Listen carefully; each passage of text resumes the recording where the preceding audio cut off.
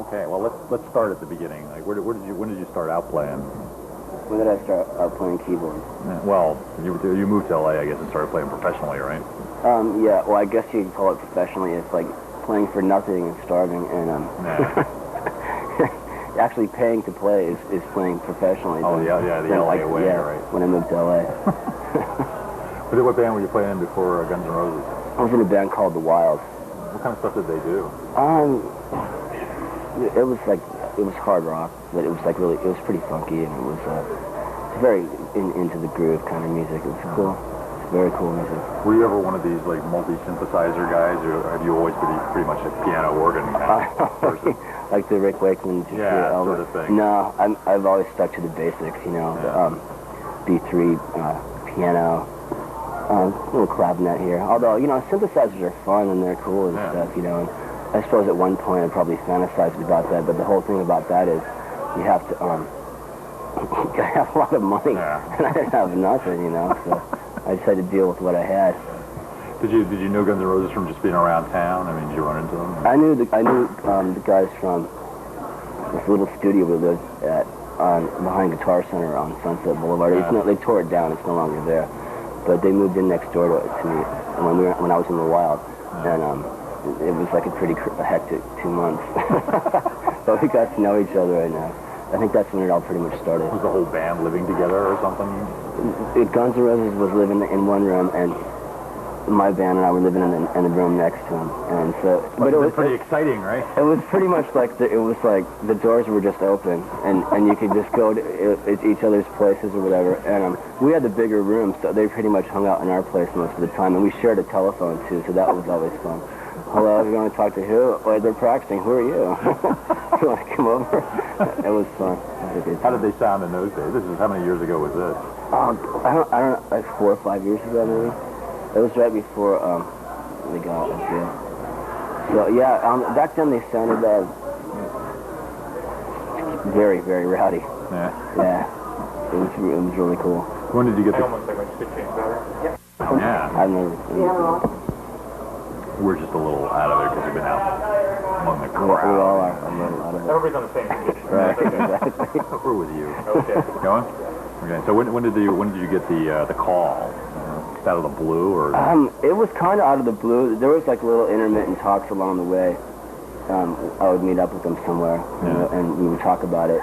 Eventually, they called me down to rehearsal, and we had like a little meeting, and we talked about it. And I said, yeah, you know, it sounds cool to me. Wow. It's cool with my band at the time, which it was, of course. And then I kind of moved around a lot at that time. It was like couch to couch, month to month, and somehow they tracked me down. To the couch of the moment. Yeah, to the couch of the week, I think it was at that point. And said, can you come in and do tracks for the song called Civil War? And I said, wow. Be right there. So, you know. Is it easy for a keyboard player to fit into this? I mean, everybody thinks of Guns N' Roses as a real guitar band. Is it easy for you to slip in and do what you do? Lucky enough, like Axl has like a really good, you know, he writes a lot of, he read a lot of the songs on piano and stuff, so he has a really good concept of keyboards and music and whatnot. And to me, it's just as anything else, I just looked at it as another challenge. Yeah. And it's like, if I can pull this off, I can damn well do anything. Were you dizzy before you joined Guns N' Roses, or was it necessary that everyone have a name like Axl Slash? No, not at all. I've always been dizzy. You've always been, or at least named dizzy. Yeah, well, I think it's a little of both. Probably dizzy and dizzy. So was your first live date with them was Rock in Rio? The first live show with Guns N' Roses was Rock in Rio. What was that like? It was like a blur. I was like, man, I can't believe this. You know, I mean, I would be like completely lying and ridiculous if I said I wasn't nervous for that. Yeah. But actually, you know, it's weird. After doing it, I look back at it, and like, you know, we did the little show in LA, and like 500 people were there that I knew, at least, you know. And that was like a lot scarier than doing Rock in Rio, because Rock in Rio is just, you just get kind of numb, because there's just so many people. You're just kind of numb. It's like, it's like doing like Novocaine over your whole body. You just play. Wow. You must be nervous doing these shows in LA and San Francisco and New York where it's like the rehearsals, you know, I mean. Yeah, it was kind of weird, but they all pretty much vibed really well. Yeah. Do you miss the idea of having like a set list and knowing what you're going to play next, or is that fine with you? Like, it's up in the air? It's like, it's both. I mean, I think it's pretty cool to not have a set list because a set list just makes things so sterile after a while, you know? But, like, it helps me to have a set list so I know what I have to play. Like, I'm playing, over here, wait, here, oh, okay.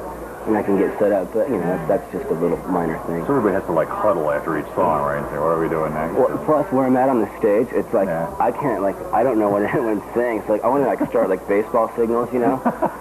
Like, the guys on the side of the stage, like, go, okay, this means we're playing, you know, this is Rocket Queen, and this, that, you know, like, baseball managers, whatever. It just as an idea. So did they bring you in to do, to put keyboards on tracks that were already recorded for these records and then start working on stuff that they were recording also, or how did you fit into the album? I started going down to pre-production, and we kind of just went through it, and we listened to, you know, all the songs, and I was there, and like, if I had an idea, I got up and I played it. If they liked it, we worked on it. Yeah. If they didn't want keyboards on that song, and we just threw it out. Yeah. And then I went in, they did all the basic tracks, and I went in like a couple weeks and just did all this keyboard stuff on the new album. Yeah. What do they like to work with? I mean, to work with? Are they very supportive and saying? To work with, very, very supportive. Very supportive. Very business-like, but a hell of a lot of fun, too. No question about that. What do you think has taken them so? It's been a long time since their last record. You know, what do you think it is that takes so long? Just because they're perfectionists, or? Definitely because they're perfectionists. Yeah. I mean, there's no question about that. You know, I think a lot of bands make that mistake. Myself personally, when they just feel they have to go out and get something done, and they do it, and they don't really spend as much time as they did, you know, on what was, you know, had made them successful previous to that. Yeah. I think that has a lot, probably the most to do with it, is the fact that they wanted to make sure everything was just perfect. Yeah. And hopefully it is. To me, I think it is. It's awesome. Are you ready for your life to change in radical ways now and to be overwhelmed by all this? I've been ready for 10 years, come on. I've been ready since I was a little kid. And this is it, I guess. This is it, I'm ready. Now you can afford a synclavier or something. Really well. Yeah. I might buy something else first. Like what? I don't know, a car or something. Case of beer, I don't know. Something. How do the guys in your old band feel about all this? Were they? All the guys in the old band are total homeboys, great friends, and really cool, and all very talented, and I'm sure that they'll show up somewhere someday soon on MTV or wherever. So they've been giving you tips on what's going to be required of you to, like, tour for the next, I don't know, year or two? Oh, come on. You'll be working out and doing all this. I've been getting all kinds of advice. Like what? You know, I can't really say. Well, not that kind of advice. No, you know, they've been, everyone's been really, they give me a lot of advice and stuff. Yeah. You know, just not to freak out, not to be too nervous and stuff. Yeah.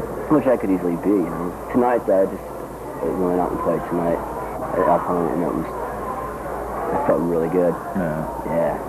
Do you think the band is still really tied into the base of fans that launched in Los Angeles? I mean, do you think everybody's really still communicates with the hardcore fans? I think having just played there, yeah, because you got to, I mean, think about it.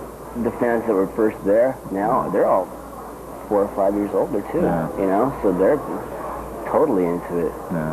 I think, you know, and now that the horizon's just broadened immensely. I think there's stuff on this record that's sort of unlike what Guns have done before, too, isn't it? I think unlike any hard rock, heavy metal band has done, there's just stuff on there I think that could potentially blow up people's minds. Yeah, I can't wait to hear this. Well, that's good for me. Very good. Terrific. Thank you. Oh, my pleasure. That wasn't too painful, was it? No.